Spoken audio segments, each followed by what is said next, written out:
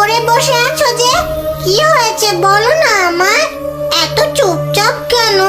বলো না মা, বলো না, বলো না, বলো না মা।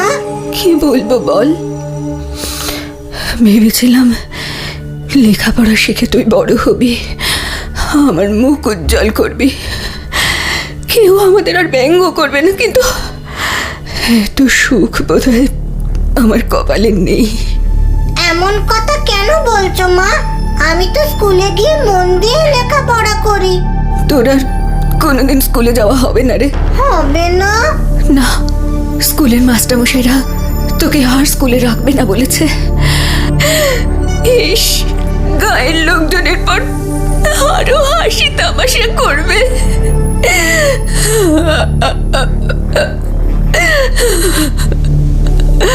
মা গো, তুমি এমন করে আর কেঁদো না। তুমি কাঁদলে আমার যে খুব কষ্ট হয়।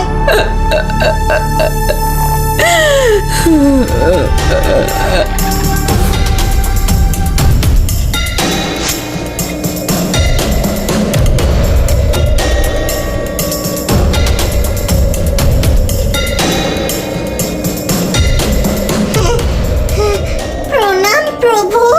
দীর্ঘজীবী হও, কিন্তু হঠাৎ আমার কাছে কি দরকারে?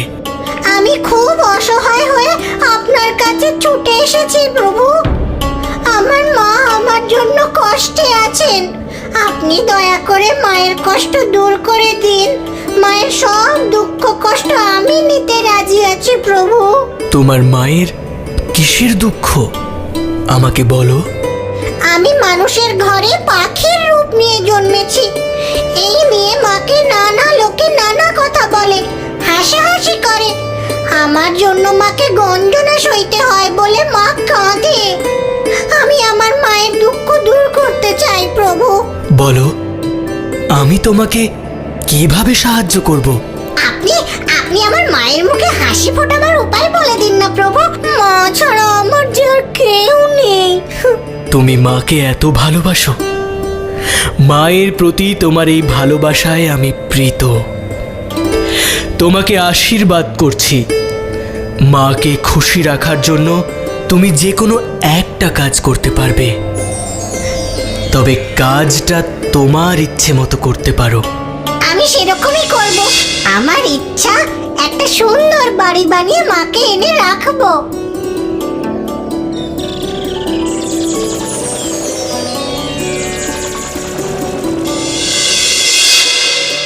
মা, ও মা, কোথায় গেলে? তাড়াতাড়ি আসো না মা। আসছি আসছি, হাতের কাজটা সেরে আসবো তো। নে বল বল, এবার কি বলবি? তোমাকে এক্ষুনি একটা জায়গায় নিয়ে যাব, না বলবে না কিন্তু। ও মা, বললেই চলে যাওয়া যায় নাকি? না না, আমি কিচ্ছু শুনবো না, তোমাকে যেতেই হবে। ওহ, ঠিক আছে বাবা, যাচ্ছি।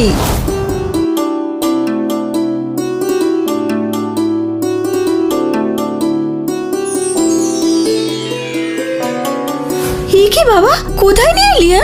এই বাড়ি, ক্ষেত, কাদের? তোমার কেমন লাগছে মা?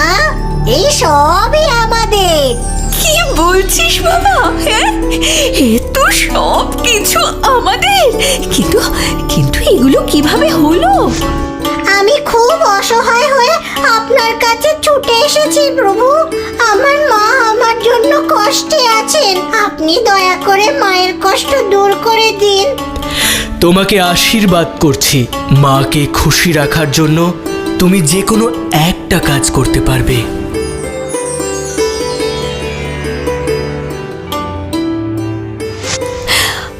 আমার তো স্বপ্নের মতো লাগছে। না গো মা, সব সত্যি। আর তোমাকে লোকের কথা শুনতে হবে না, চোখের জলও ফেলতে হবে না। তুই আমার কথা এত ভাবিস বাবা? হ্যাঁ, আমার সোনা ছেলে। কিন্তু একটা কথা বললে চলবে না মা। কি কথা বল? তুমি ভুল করেও এই ক্ষেতের শস্য কাউকে দেবে না, মনে রেখো। কেন রে? দিলে কি হবে বাবা? তুমি যখনই এই ক্ষেতের একটা দানা কাউকে দেবে, তখনই আমার মৃত্যু মৃত্যু হবে। ও মা, না না না, এমন কথা বলিস না বাবা। তোর কিছু হলে আমি বাঁচবো কিভাবে? আমি আমি আমি মনে রাখবো বাবা, মনে রাখবো। সারস পাখিটার কাণ্ড শুনেছ? সে নাকি বিরাট বাড়ি আর ক্ষেত বানিয়েছে মায়ের থাকার জন্যে। আরে এতে এত অবাক হচ্ছ কেন? মায়ের জন্য ছেলে বাড়ি করেছে, এটাই তো স্বাভাবিক। ছেলেটা যদি স্বাভাবিক হতো তবে তোমার কথা মানতাম। একটা সারস পাখি হয়ে কি করে এসব করে? ঠিকই তো, তার ওপর এক ঘরে এত কিছু কিভাবে হলো? না না না না, ব্যাপারটা ঠিক সুবিধার লাগছে না। এতে যে সন্দেহের কি আছে বুঝি না বাপু। আরে এত তাড়াতাড়ি কিভাবে এত সব করলো জানতে হবে। আমি একটা উপায় বের করেছি। এর মধ্যে উপায়ও বের করে ফেললে? বেশ বেশ বেশ, বলো বলো, তাড়াতাড়ি বলো। ভিখারির বেশে আমাদের মধ্যে কেউ একজন ওখানে যাবে, ভিক্ষা চাইবার ছলে ওদের ব্যাপার স্যাপারটা দেখে আসবে। মন্দ উপায় বলনি ভায়া, দারুণ বুদ্ধি। গো, বড্ড খিদে পেয়েছে, কিছু ভিক্ষে দেবে মা? একটা কিছু দাও না মা। আরে বেচারার খিদে পেয়েছে, একটু কিছু চাইছে, কিন্তু কিন্তু ভিক্ষে দেব কিভাবে? দিলে যে আমার ছেলেকে হারাবো। কি যে মুশকিলে পড়লাম। মাগো, একটু খেতে দাও না। গরিবের আশীর্বাদে তোমার সংসার আরো ভরে উঠবে মা। কি করি এখন? আমার এত শস্য থাকা সত্ত্বেও গরিব মানুষটা অভুক্ত ফিরে যাবে। গ্রামের লোকজনের উপর রাগ করি বোধহয় বাছা আমার অমন কথা বলেছিল। কিছু দিয়ে আসি। এই যে বাবা, ধরো, এ নাও। এই শস্যতে তুমি 2-4 দিন পেট ভরে খেতে পারবে। তবে আমার ছেলে যেন কিছু টের না পায়, তাহলে কিন্তু অনর্থ হবে। না না মা, আমি কাউকে বলবো না। তুমি খাওয়া দিয়ে আমার প্রাণ বাঁচালে, আর আমি তোমার জন্য এটুকু করতে পারবো না? তুমি কোনো চিন্তা করো না মা। আমার বারণ তুমি শুনলে না মা?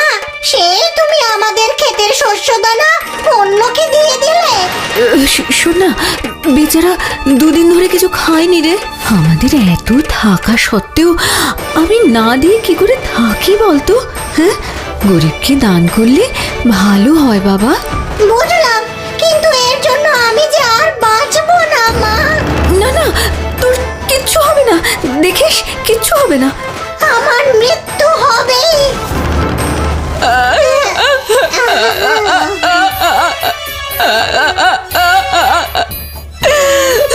বাবা, কোথায় গেলি তুই? ও বাবা, কোথায় গেলি তুই? ও সোনা আমার, কোথায় গেলি তুই? বাবা ফিরে আয়, বাবা ফিরে আয়। যাস না তুই বাবা, যাস না তুই।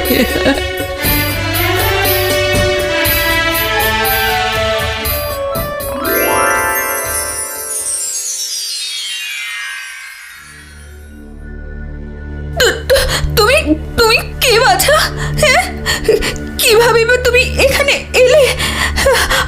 আমি আমি তো কিছু বুঝতে পারছি না বাবা। হ্যাঁ, আমি তোমার ছেলে গো মা। তুমি তুমি এসব কি বলছো? হ্যাঁ, দয়া করে আমার ছেলেকে ফিরিয়ে দাও, আমার ছেলেকে ফিরিয়ে দাও। ও ছাড়া আমার যে আর কেউ নেই বাবা, ও ছাড়া আমার আর কেউ নেই। আমি সত্যিই তোমার ছেলে। দেবতার অভিশাপে আমি আমি সারস হয়েছিলাম। আমার পিতা দেবতা ইন্দ্রের সবাই পুজো করতেন, আর সেই পুজোয় আমি একদিন বিঘ্ন ঘটিয়েছিলাম বলে ইন্দ্রদেব আমাকে অভিশাপ দেন। তুমি তুমি সত্যি বলছো বাবা? হ্যাঁ গো মা, আমি সত্যিই বলছি। তোমার ভালোবাসায় আমি আজ অভিশাপ থেকে মুক্ত হলাম। এবার থেকে আমার জন্য কেউ তোমাকে আর ব্যঙ্গ করবে না মা। আমরা শান্তিতে থাকবো মা, আমরা শান্তিতে থাকবো। তোর চেহারা যাই হোক না কেন, তুই আমারই ছেলে থাকবি, আমারই ছেলে থাকবি। হায় বাবা, হায় বাবা।